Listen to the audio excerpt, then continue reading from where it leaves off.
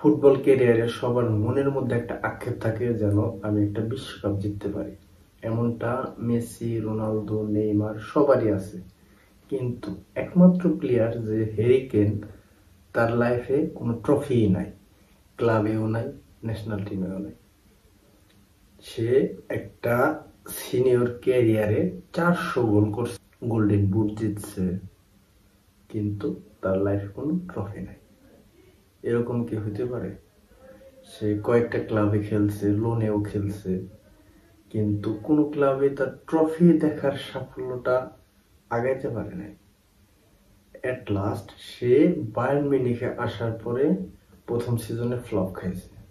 প্রথম সিজনে ফ্লপ বলতে বায়ার্ন মিউনিখ প্রায় এক যুগ পরে লিগ শিরোপা হারাইছে। তারপর পরের সিজনে এসে ট্রফি পাবে পাবে এরকম একটা অবস্থানে চলে গেছে।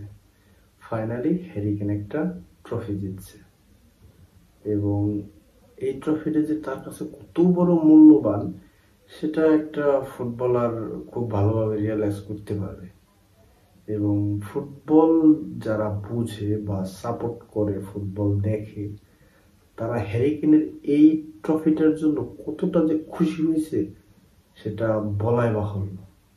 আমার মনে হয় হ্যারি কেনের হেটার্স যারা আছে তারাও হ্যারি কেনকে কংগ্রেস জানাইতেছে তার লাইফের প্রথম কোন ট্রফির জন্য।